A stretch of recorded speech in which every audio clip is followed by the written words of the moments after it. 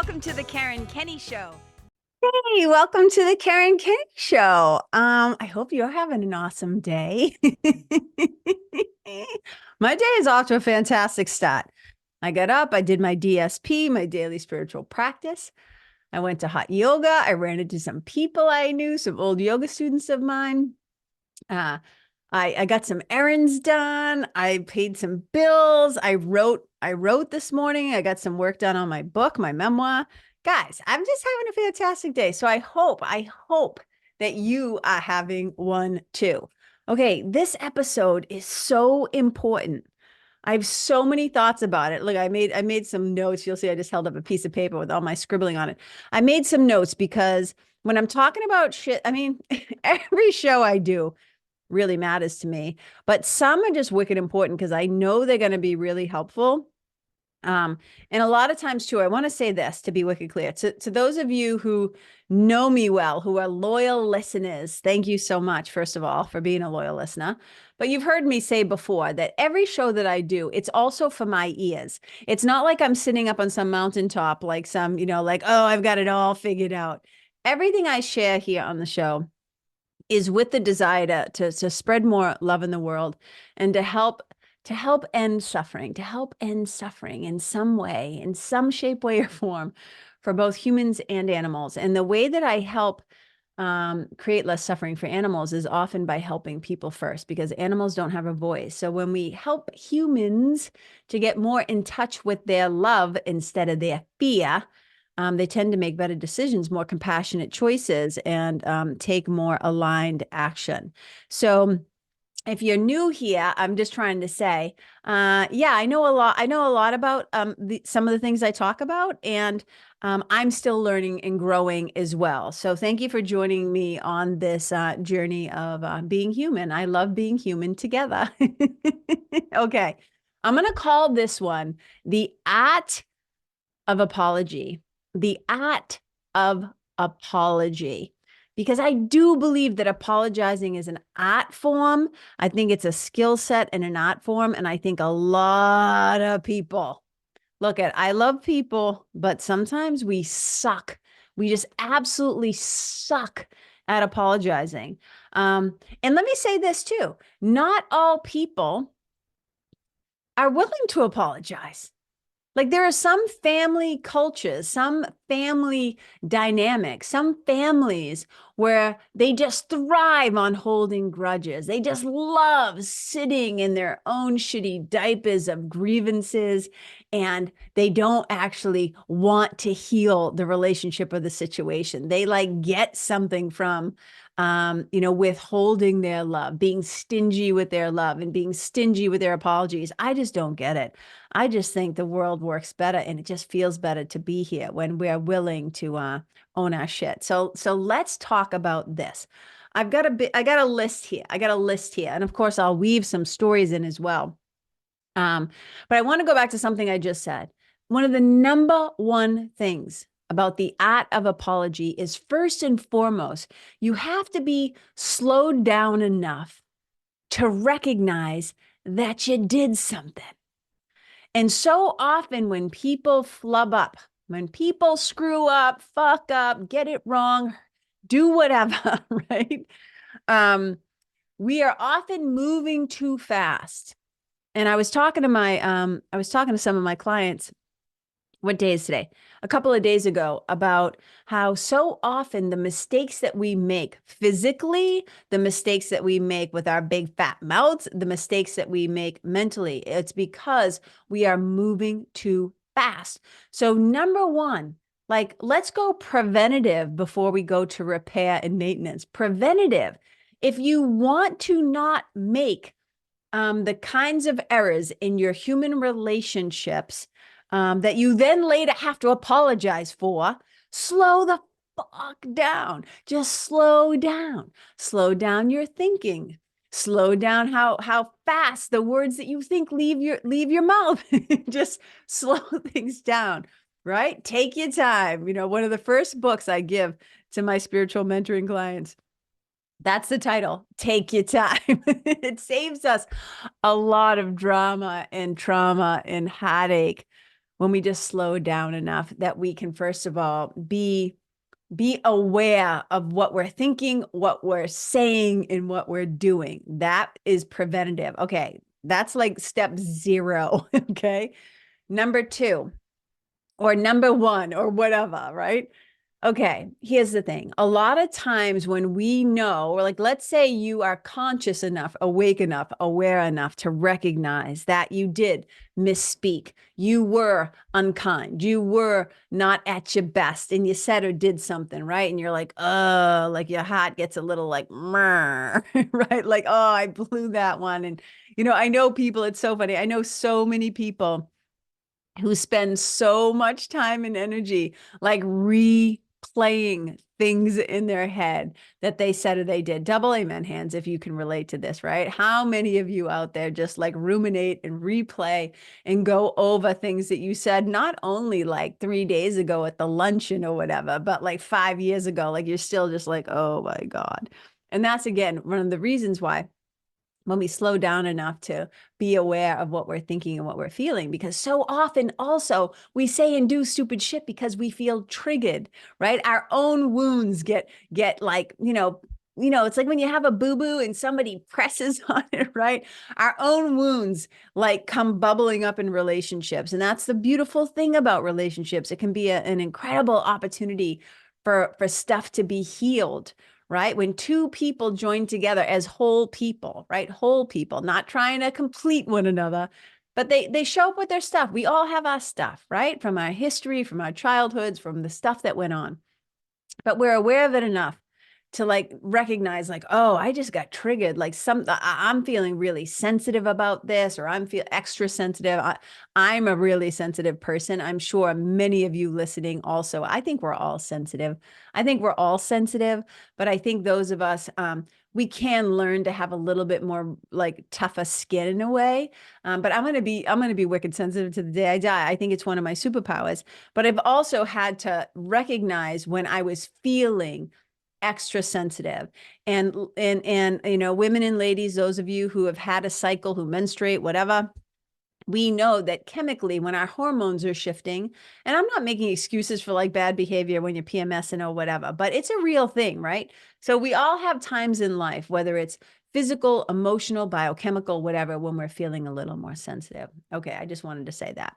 But here's the thing. So recognizing that we've done something wrong, and then this is a big one, being willing to apologize, like recognize like, oh yeah, I screwed up.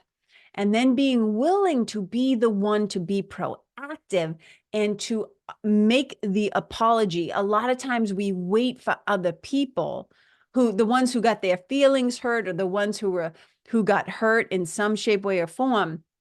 A lot of times it's like, well, I don't want to bring this up, right? Like, I don't want to like throw myself under the bus. I'll just wait till so-and-so comes to me and says, hey, whatever that wasn't cool or whatever, right?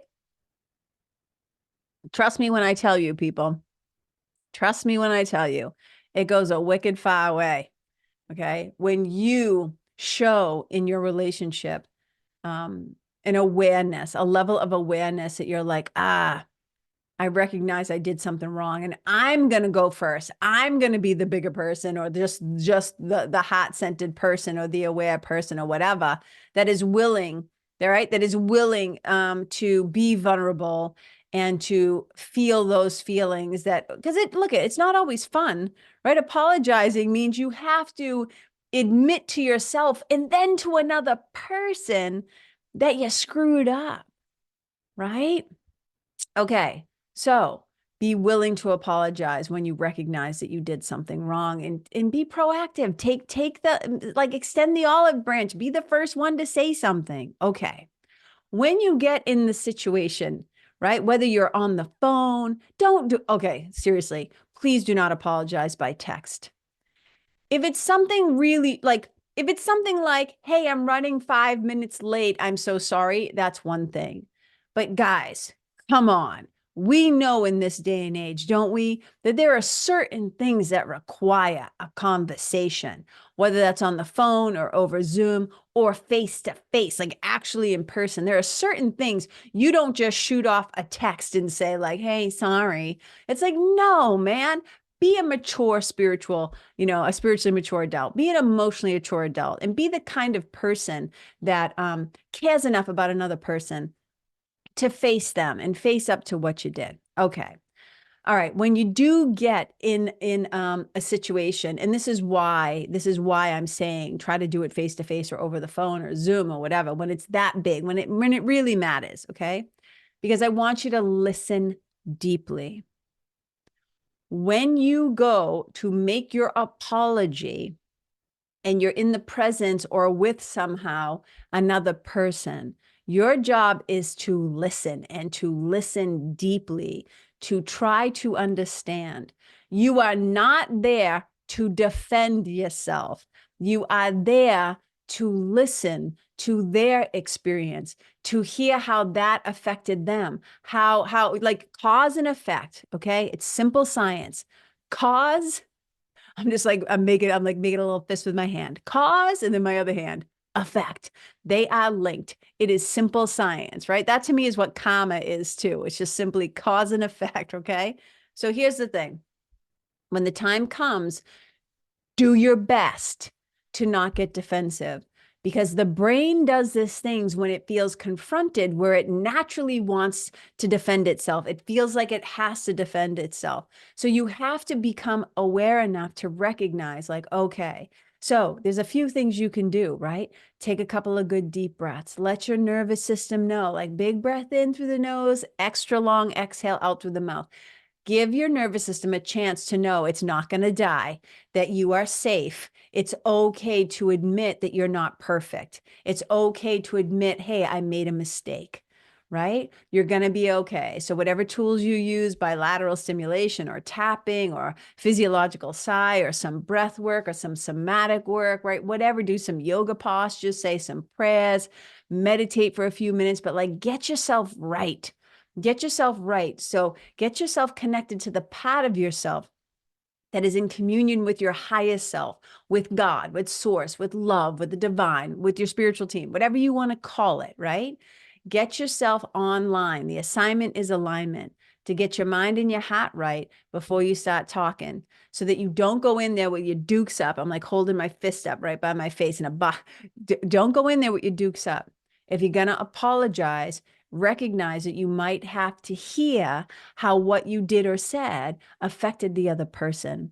And it's really important for them to feel heard and for you to not sitting there just waiting to respond, to just like listen. And then when you think you've listened, listen some more, right? Open-minded, open-eared, open-handed, open-hearted. Okay. These are just the things that I have found helpful over the years, because I have done some probably, I mean, for certain, not probably. I was going to say something else. I have certainly done some apologies like back in the day that were very flippant, that were too casual and flippant about another person's feelings. And I'll talk about that in a second, or maybe I'll just talk about it now. Okay. I think, and especially New England kids, right? I can't speak for everybody everywhere, but I think New England kids, we bust balls for a living, right? We can be so sarcastic. We can be a little hardcore, right? With the way that we relate and talk to each other. And God forbid you're a sensitive kid, because people will say things and then you'll your hackles will go up a little bit, or your feelings will be hurt, or you'll feel hurt, right? We have to take responsibility for our own feelings, but we'll feel hurt. And then, if you say anything, or if you draw back or anything, people will be like, come on, I love you. And I'm like, oh, do I know that you love me by the way you just fucking talked to me and the way that you just treated me and that thing you just did? I'm supposed to somehow just know that you love me when you're acting like an asshole, right? You know what I mean? So it's like, hey, we can be a little too damn flippant and casual with other people's feelings. So, when we go to apologize, You got to do it from a place where you are listening again to understand, not to defend. Okay. Don't do tit for tat. Don't do tit for tat. Okay. The other thing I want to say is I've received some really shitty apologies also. So I know what that's like. And I have heard and received, and I think I have given some sincere and good apologies. Not saying I'm the best in the world at it. I'm always trying to get better. Hence also this episode. Remember, for my ears too. Okay. Don't tit for tat. Okay. A lot of times, and again, double amen hands, people who have ever been in any kind of relationship, friendship, sexual, marriage, dating, otherwise, siblings, family, whatever. Okay. You can get a little too lost in the unimportant details when you're insisting on titting and tatting. Okay. So you don't come out and say, well, I'm sorry I did this, but you, yeah. A really genuine and sincere apology does not have the word but in it. We just leave the buts out of it. Leave the but out of the apology. Don't tit for tat. Own what you did, okay? And here's the thing, because when you start to go, yeah, but you did this. Yeah, I might have done that, but you did this. And what happens is you end up just kind of spitballing back and forth. You're just ping-ponging back and forth. All these little grievances and all these little details that have nothing often to do with the main offense, the thing that actually went wrong, the thing that you're really apologizing for. So keep it clean. Keep it clear.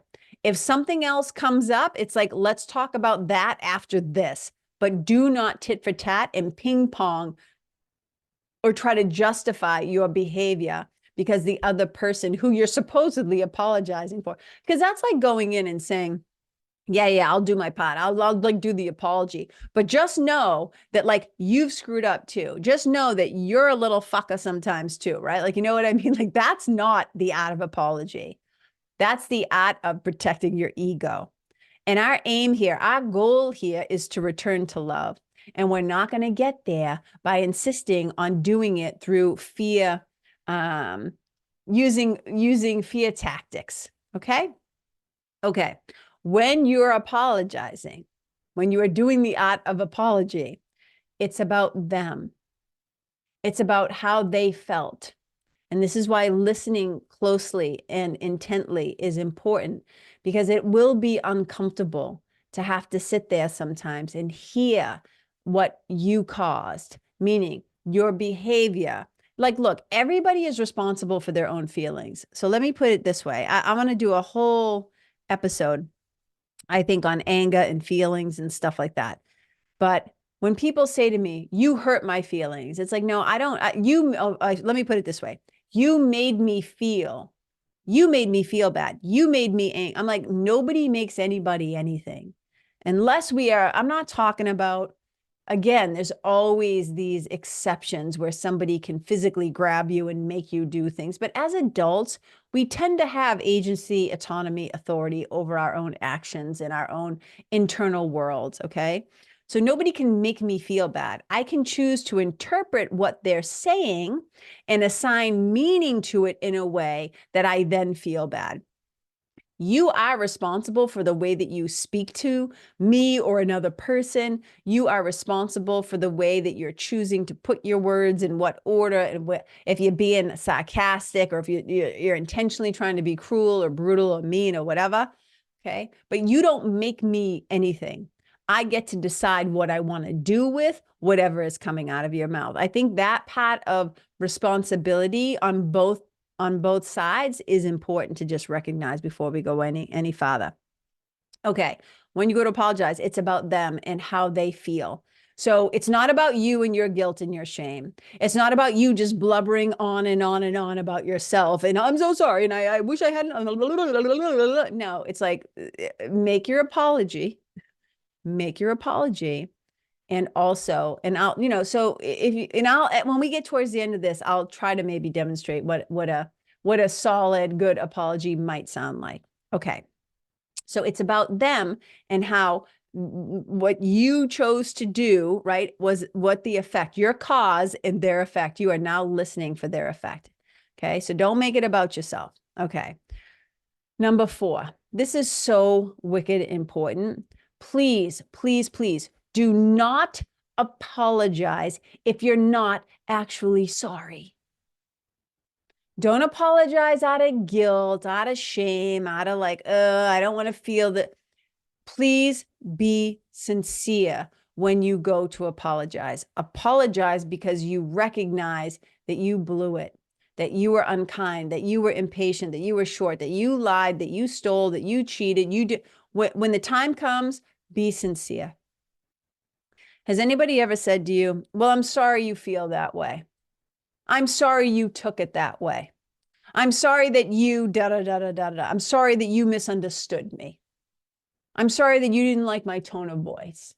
That's not an apology. That's bullshit. That's just defensiveness masked as I'm saying the words I'm sorry, but that is not an apology, not even close. So don't even try it. Don't even try it, okay? Be genuine, be sincere. If the other person cannot feel your, and sometimes, look, sometimes people say they want an apology, but they're not quite ready to receive it yet. But here's the thing. Your job is to, you can't control what how the other person is going to react or respond, but you are responsible for the way that you are showing up in your act of apology. So please be sincere. Okay, here's another one. Don't, and this, I'm trying to give you a list. I'm not wagging my finger at you. Let me be really clear. Okay. Don't rush people into forgiveness. So what can happen a lot, I know this has been true for me. We flub up, we make a mistake, and we're just like, oh, like when it occurs to us or when somebody else says, hey, that was kind of uncool what you just did or whatever, right? It's literally like, I'm melting. Like you feel so awful and you can just you feel that shame, right? You feel that shame starting to want to take over. And it's like, oh my God, this is so awful. I don't want to feel this way. I just want to hurry up and apologize so that I can rid myself of this burden of feeling like this. So we say we're sorry. And then it's like, we want to hurry up the other person's process. Just tell me that you forgive me. You forgive me, right? Like I'm forgiven. Like it's okay. Like I'm forgiven. Sometimes we are going to have to sit with a longer emotional wave than we would prefer. Because when we are clumsy or wicked clumsy or extra clumsy and we've done something, I'm not talking about like, you didn't hold the door for somebody or you forgot to, put the toilet seat. I'm talking about true trespasses, true transgressions, right? Sometimes we might have to sit with the process of self-forgiveness. While they're about the business of deciding whether or not they want to forgive you, your job becomes trying to forgive yourself. And let me say this, it's way easier to forgive yourself when you do an apology that is heartfelt, that is sincere, and where you're taking accountability. And we're going to get into that in a moment. And I'm going to do a whole other episode on forgiveness.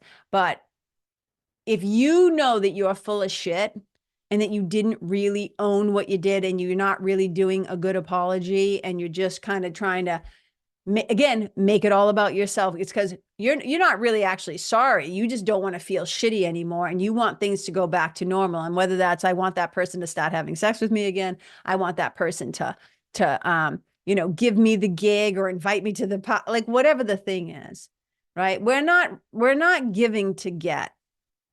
Right? We're not giving to get. That's not the intention. We might have to sit with things for a little bit. And here's another truth. Buckle up for safety on this one. Sometimes people will not want to forgive you. There might be some things that get done in this world where there's going to be no amount of amends, atonement, reparations, reconciliation. It's just reconciliation is not going to happen. And that's just a reality with humans and with relationships sometimes. So hopefully, we don't do things that take it to such an extreme, but sometimes we do, and we all have. And I know that I have in my life too. I know that there's a few people out there who can't fucking stand me. Wasn't always at my best, didn't always make the best decisions. And I've had to make peace with the earlier and younger versions of myself, right? And I have. So, but sometimes, forgiveness is not going to be forthcoming, or definitely not on a schedule that makes you feel super comfy about it. Okay. Here's another thing. Don't make excuses for what you did. Don't say, I know I did this, but it's because I was tired. I know I did this. It was because I was drunk. I know I did this because, but. Remember, leave the buts. Leave the buts. Here's a second way of saying leave the but out of the apology. Even though there might be a reason why, that is not the time, right? To just brush it under the cup, because it makes it sound like when you make an excuse, it's your way of not taking responsibility for what you did. And this is what the next thing is in the art of apology, is to take accountability. Account for your ability for fucking things up, okay? Take accountability. Also account for your ability to make things right. But you got to own your part. You have got to take responsibility for the thing that you said or that you did or that you didn't do or whatever. It goes a long way when somebody is hearing that you are owning what you did, that you're aware that what you did was not helpful, good, cool, that it was wrong, all those things. It's really, really, really important. Okay. Apologizing with your words is just the beginning. Apologies are just the start of the healing process. Okay. Because it's one thing to say you're sorry. It's another thing to fix what you did. So there's a wonderful woman. The first time I heard this term, corrective actions, was from a woman who I just think is so fantastic. I mean, I don't know her personally, but I should say her books and her work, her body of work. Her name is Harriet Lerner, Lerner, Harriet Lerner. And she's a super duper smarty pants, especially when it comes to things of like anger, relationships, apologizing, forgiveness, all that stuff, right? She's written a bunch of books. One of them is right here. This is a great one called Why Won't You Apologize? Harriet Lerner, Healing Big Betrayals and Everyday Hurts. I recommend this book to a lot of people. Why Won't You Apologize? I just held up the book, PS, by the way, for those of you who are listening. Okay. So she uses the word corrective action. So a lot of times we're just like, what? I said, I'm sorry. I'm like, yeah, but if you broke the vase, did you try to replace it? If you stole the money, did you give the money back?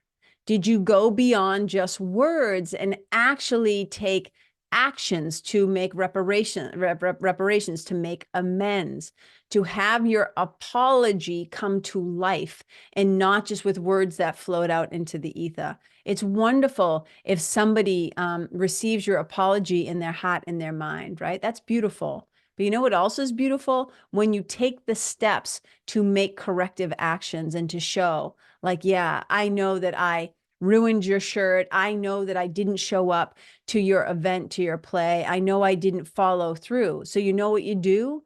You start following through. You basically prove through your actions that you're actually sincerely sorry by not repeating it again, by fixing what you can. And look, there are going to be some things, I dated somebody for a while once that had somebody else in the family who accidentally wasn't looking or moved too fast or did whatever, backing up their truck, leaving the driveway, and the people's house he was leaving, the other family member's house he was leaving, their old dog, really old dog, doesn't make a peep, was sleeping underneath his truck. And it's just so fucking awful. I can't even imagine. Like, it just makes me like want to burst into tears even telling this story. But there are certain things that we do, and you can't fix that. And whether or not somebody wants to forgive you, and obviously, like, just be like, because let me put it like this. There have been times when an accident has happened, something awful has happened, and the person who did the offense or made the mistake or whatever, you know them well enough to know in their heart of hearts, they are horrified by what happened, right? They would never mean to do it. I always say, like, you, there was a quote that I said one time. Okay, this is what just came back to me. Thank you so much, spiritual team on the job. People who really know you can see you at your worst and not think the worst of you. And I've had people in my life who have maybe seen me do something, maybe at my worst, and they still didn't think the worst of me. And sometimes we might do things in life that we can't take back. You can't. You know what I'm saying? And I think about people who, who have killed people driving drunk. I just think about, like, there are so many ways in this life, like people who have affairs or cheat on their partners and those partners never trust them again, or, you embezzle, or you, like, whatever. There's 1,001 ways that we hurt each other on this planet because people be peopling.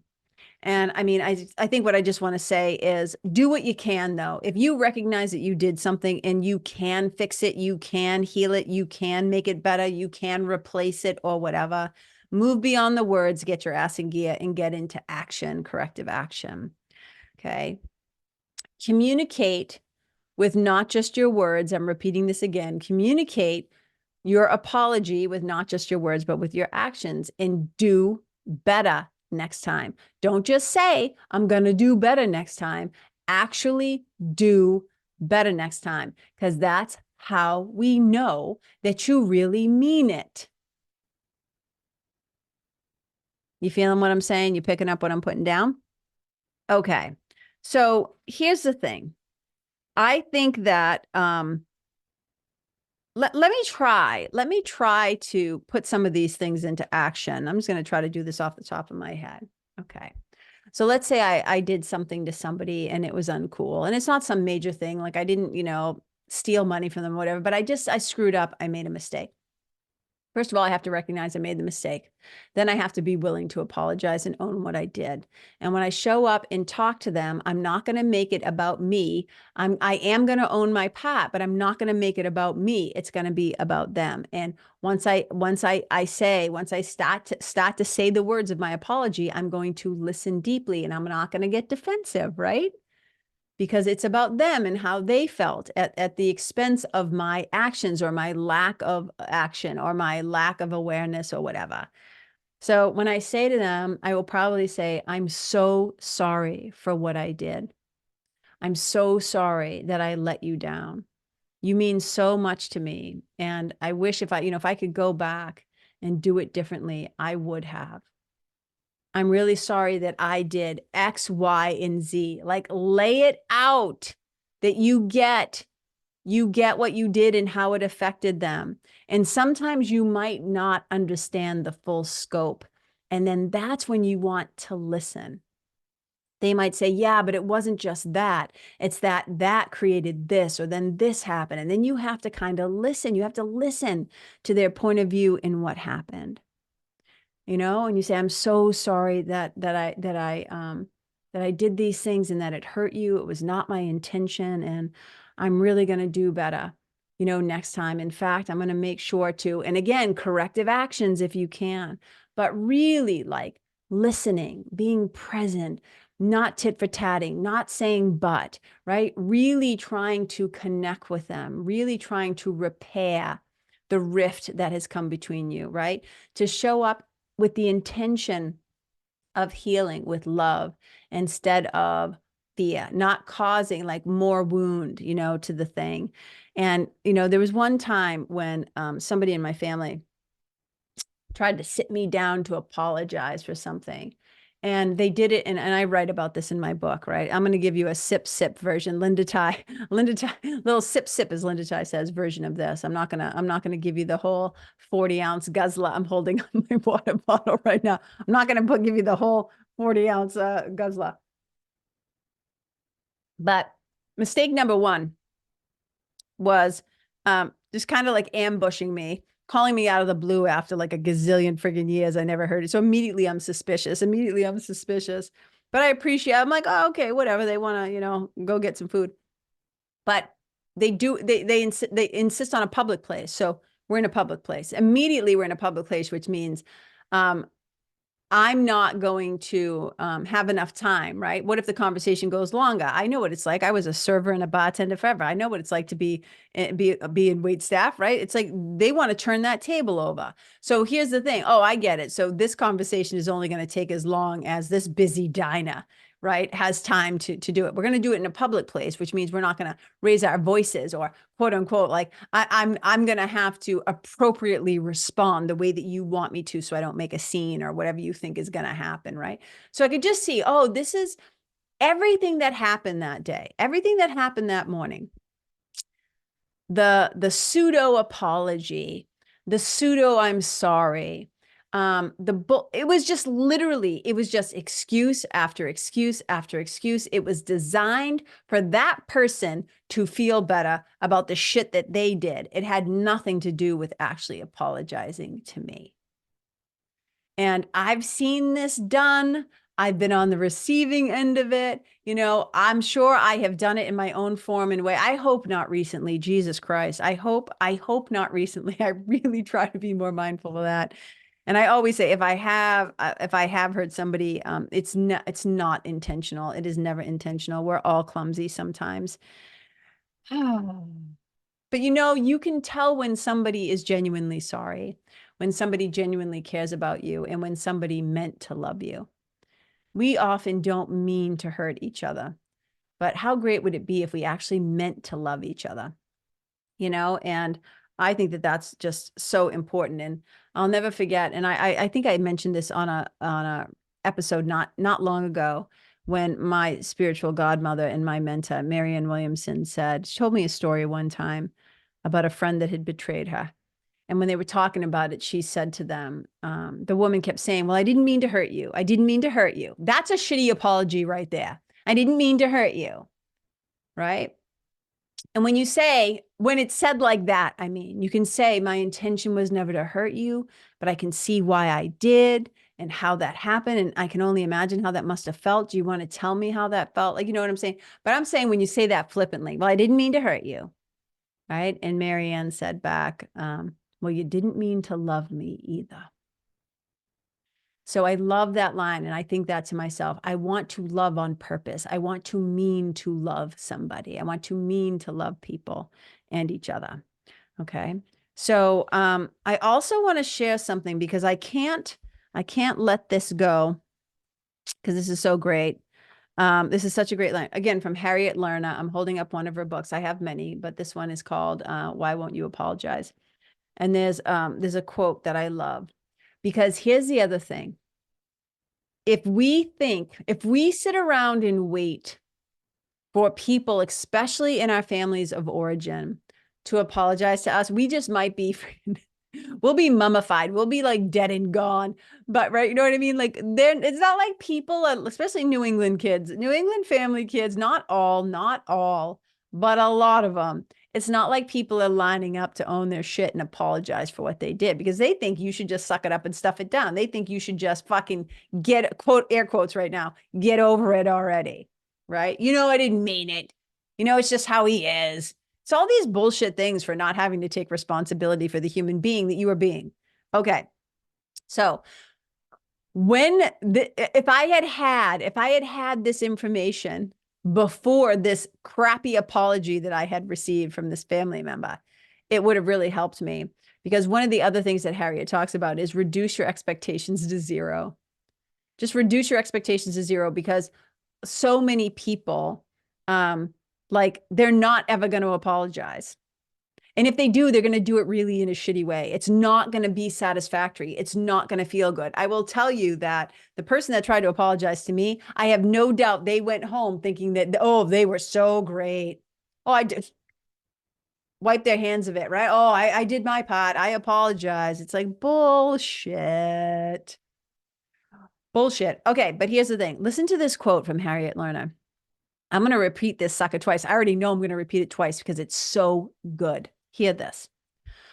The family members who have seriously harmed you are the least likely to ever apologize.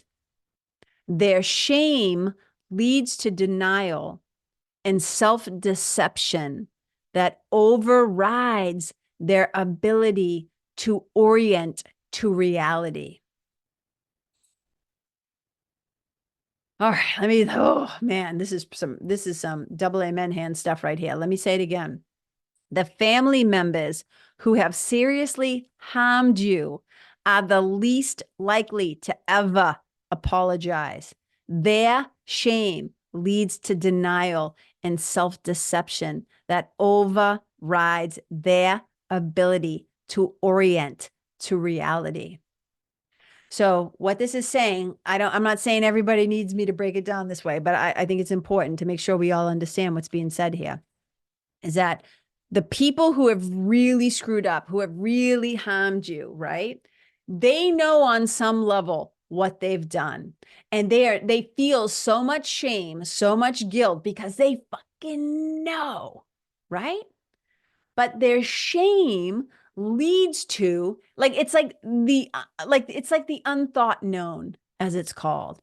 Some part of them knows, but they're not going to let themselves own it, think about it, right? They're not going to orient themselves to the reality of what they've done.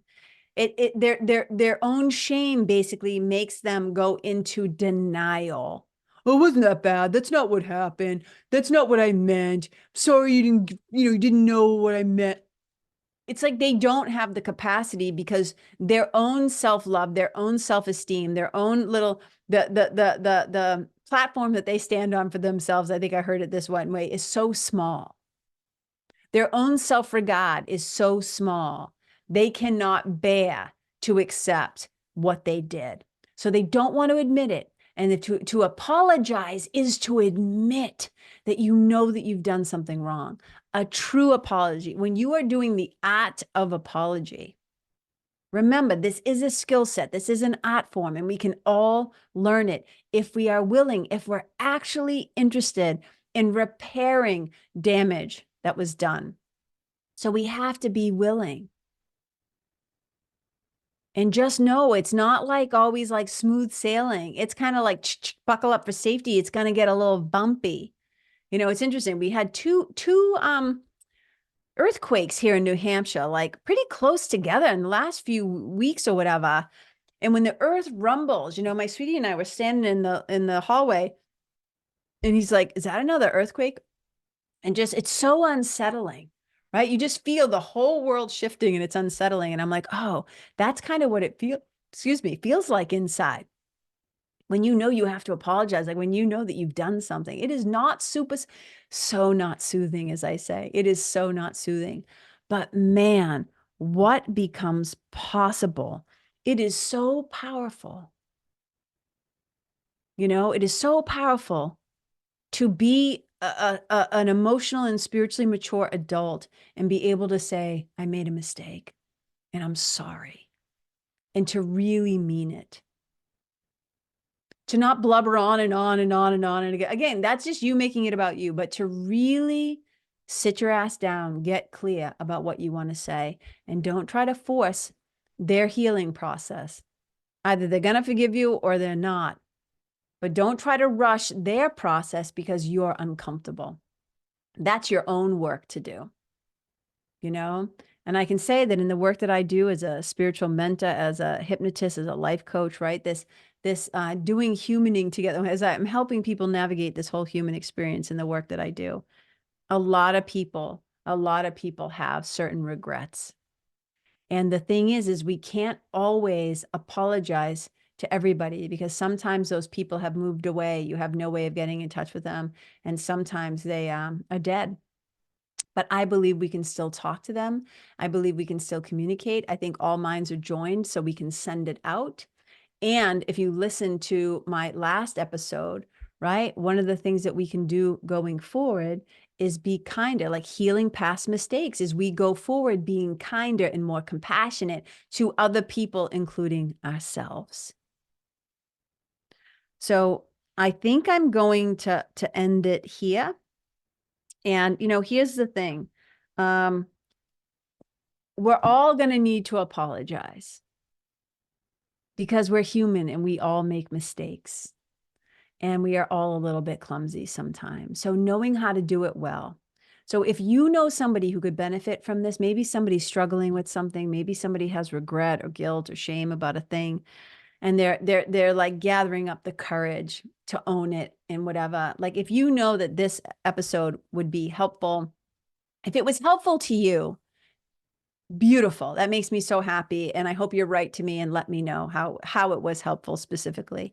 But if you know somebody who could benefit from listening to, I always say to people, if you listen to this podcast and you get something from it, you learn something from it, you feel like at the very least it's entertaining, right? But if it teaches you something or helps you with something, or helps you navigate something that is awkward or hard or difficult or whatever, then I guarantee you somebody else you love or know could benefit from it. So please help me to spread the love and the good word by sharing the show.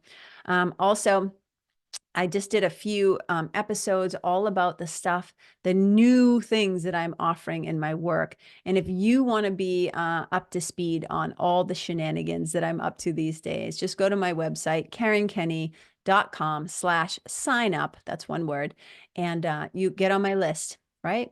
And you'll just get my podcast right into your inbox every Thursday, but you'll also get, sometimes I send out things about what I'm up to. Sometimes I just send some little love letters from my heart to yours. So it can be fun to be a part of my email community. So thank you so much for listening. Okay. I also want to say this, okay, because I just read this before I go. This is something that I want to say this is from Harriet Lerner. It says, failing to say we're sorry for something we've done that's affected someone we love can ultimately end up causing more damage than whatever we're apologizing for in the first place. Man, let me say that again. This just caught my eye. Failing to say we're sorry for something we've done that affected someone we love can ultimately end up causing more damage than whatever we're apologizing for in the first place. So if you recognize you've done something, don't fail to apologize for it. All it costs you is your ego gets a little uncomfortable. That's the true cost. So it doesn't cost you anything to apologize except a little uncomfy, maybe, a little awkwardness. But it can cost you everything. It can cost you so much if you're not willing to make that apology. All right, you guys, I love you. I'm so happy that we got to spend this time together. Wherever you go out there, and this is the other thing. Let's go back to one of the very first things that I said. This is all like clean up in aisle 3, right? But if we choose to do our spiritual work, if we choose to slow down, if we choose to be more aware and mindful of what we're thinking, our own reactions, our own traumas, our own dramas, our own triggers, if we do the work first and we slow down and we watch our mind and our mouth and our actions like a hawk, like I always say, like be vigilant for who you're being, for what you're saying, for what you're doing, then it really mitigates not having to apologize all that often. Because you're showing up as the best version of yourself. So I would rather be proactive than have to be reactive afterwards and go like, I blew it. Now I get it. We're not always going to do everything that makes everybody happy. I'm not saying that. But how about we do a little preventative rather than aftercare? You know what I'm saying? So, all right, you guys, have a fantastic rest of your week. Wherever you go, may you leave yourself, the animals, the planet, the place, the people, whoever you come in contact with, leave them, leave you, leave the environment better than how you first found it. Wherever you go, may you being there be a blessing. Bye. Hey, thanks so much for listening to the show. I really love spending some time together. Now, if you dig the show or know someone that could benefit from this episode, please share it with them and help me to spread the good word and the love. And if you want to be in the know about all of my upcoming shenanigans, head on over to karenkenney.com/sign up and join my list. It'll be wicked fun to stay in touch. Bye.